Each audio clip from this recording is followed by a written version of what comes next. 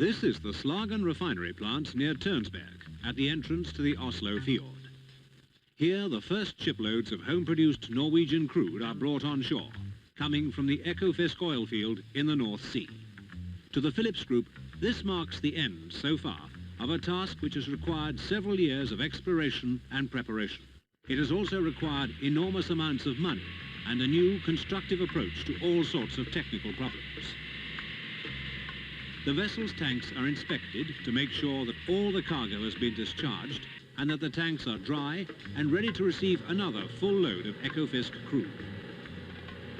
If it is possible today to pump oil from the bottom of the North Sea directly into the tanks of a carrier, this is due to the fact that one has now learnt how to master the numerous technical problems caused by the great depths and the difficult weather conditions. Never before had any similar operation been attempted in such conditions. It was necessary to invent and to build quite a new system of pipelines, buoys and mooring devices in order to ensure a safe loading. We shall see now how an oil carrier is moored and how it receives its cargo from the Ekofisk well. While approaching the berth, the captain manoeuvres his ship with the assistance of the Phillips mooring master.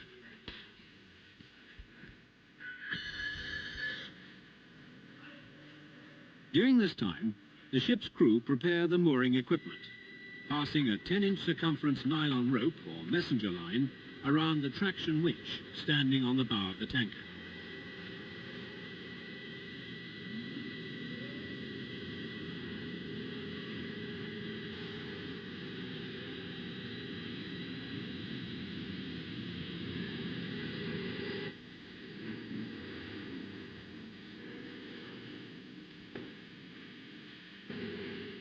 The free end of the nylon rope receives a grapnel, which will be used for fishing out the mooring line. This is a single buoy mooring, or SBM. From the buoy, a mooring line is laid out, and also a floating delivery hose. Both are equipped with pickup lines and several floating and marking buoys. The total length of the mooring line, with its pickup line, is 650 feet, while that of the hose string and its pickup line is approximately 350 feet, leaving a target length of mooring line pickup of 300 feet, into which length of line the tanker is now directed. The end of the pickup line is fitted with a large buoy in order to assist the tanker's captain during his approach. The grapnel is then lowered and submerged in the water about 6 feet, to allow for any roll of the ship, ensuring that the mooring line is caught. Prior to the tanker's approach, a standby boat inspects the berth to ensure that all the equipment is in good condition and that the mooring line and the hose string with their pickup lines and buoys are floating downwind parallel to one another. The vessel maneuvers in such a way that the grapnel will engage in the free length of mooring pickup at an angle of 30 to 60 degrees. The wind on the ship's side tending to push the ship away from the buoy.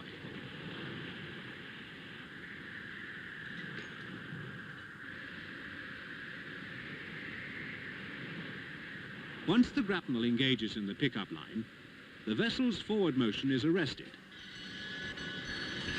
and the pickup line is lifted clear of the water by means of the hydraulic winch.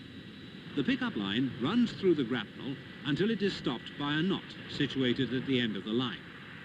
The ship's crew are now able to get hold of it and tie it to the nylon rope, so that the mooring pickup and the mooring line itself can be fed round the traction winch.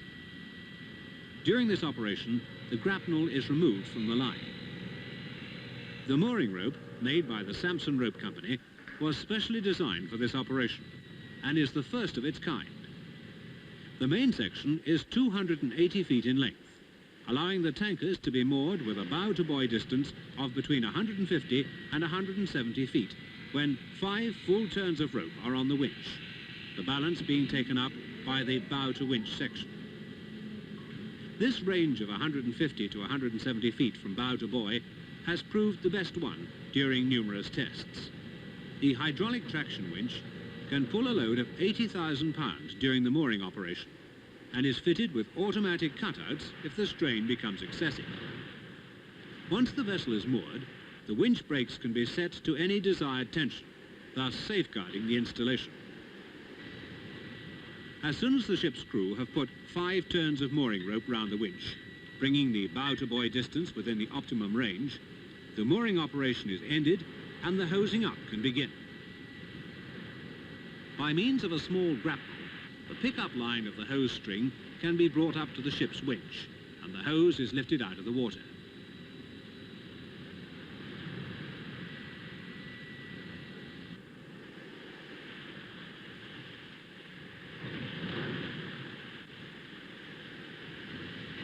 The metal spool piece at the end of the hose is slotted into the saddle.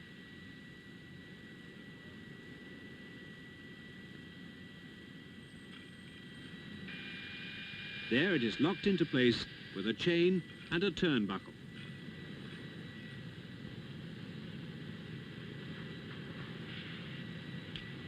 The cam locks holding the flange at the end of the hose are released, and the flange is removed so that the ship's loading can be connected to the hose string.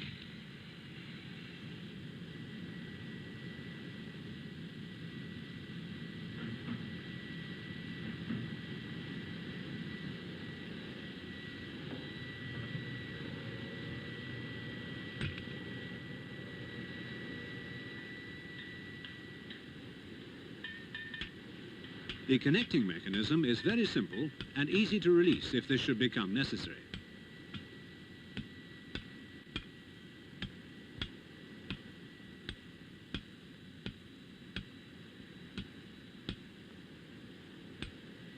One of the ship's officers then makes a tour of the tanker, setting the valves ready to receive the Ekofisk crude oil. The captain contacts the Gulftide to inform them that all is ready on board and that all the necessary valves are open. Gulftide then tell the captain when loading will start.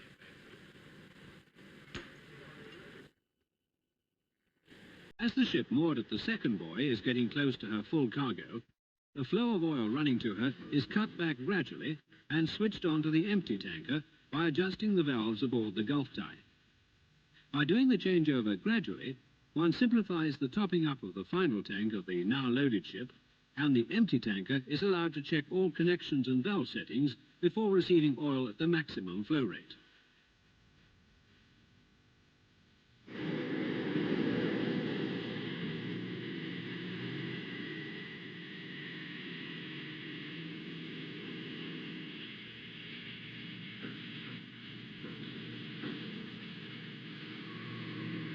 The loading hose between the buoy and the ship is 320 feet long and consists of 8 40-feet lengths of 6-inch floating hose. The loading rate is 42,000 barrels a day, and the tanker loads over 300,000 barrels. This loading rate will be increased in the near future, which means that larger capacity loading hoses will be needed, but the principle will remain unchanged. During the loading, a radio schedule is maintained between the ship and Gulftide, and a constant watch is kept on the ship, not only in order to supervise the loading, but also to tend the mooring rope and the hose string. Weather forecasts are received at regular intervals from the London Weather Centre, and from the information received, the captain is able to assess the future weather conditions and decide whether or not it is safe to remain loaded.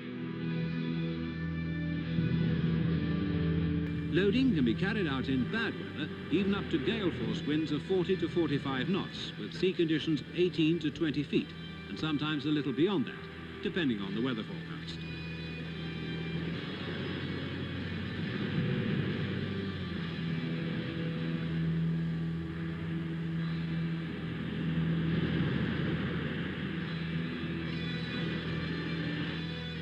When the loading is nearly completed, the captain contacts the Gulftide supervisor, advising him of the estimated time left before the cargo will have to be switched over to the other buoy. The supervisor, in his turn, passes this information on to the captain of the waiting ship, as he did at the beginning of the present operation. The flow rate is reduced, and the cargo is switched, and the whole loading procedure is repeated on the second buoy. The valves and the butterfly valves are closed when the flow of oil stops, and the dehosing can begin. the ship's hose is disconnected from the loading hose.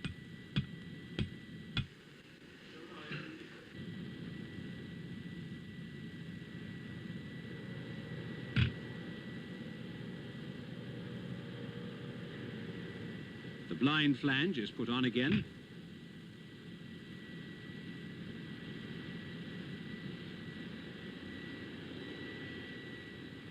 And the hose string is carefully lowered into the water with the ship's winch.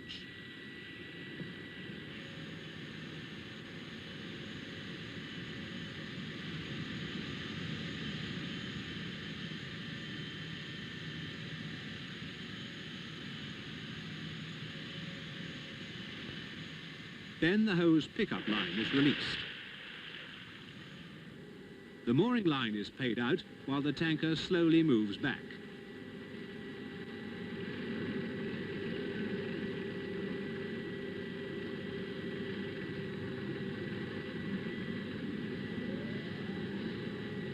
The support buoys are replaced so that they can help keep the mooring rope afloat.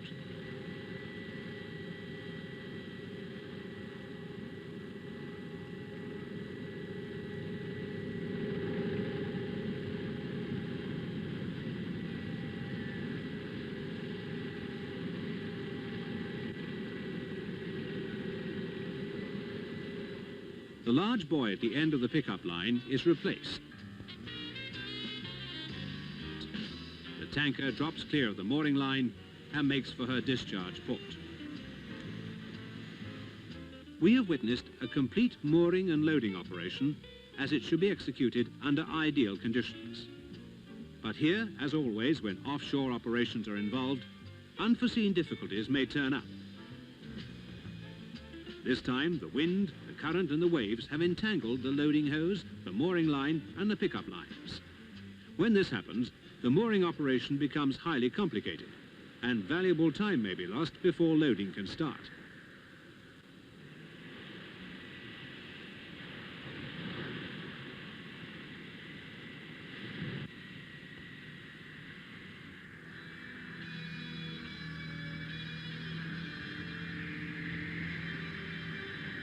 The very difficult weather conditions, particular to the North Sea, will always represent a menace to the equipment.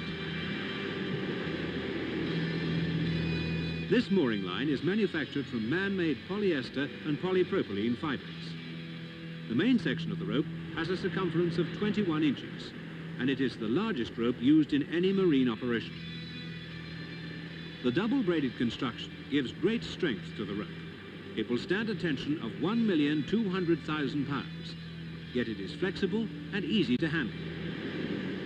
But when the North Sea shows its most inhospitable self, even the strongest ropes and the most specially built mooring equipment are of small avail. If the ship is not disconnected quickly, the mooring will break.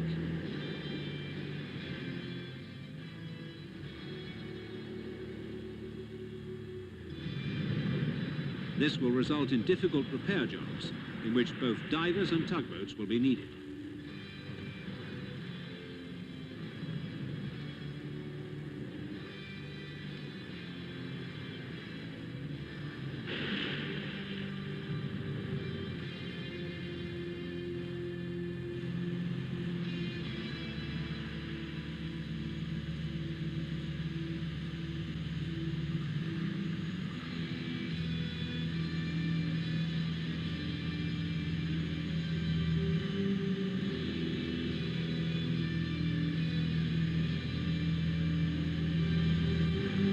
Even the normal repair and maintenance work on the buoys is often risky and difficult.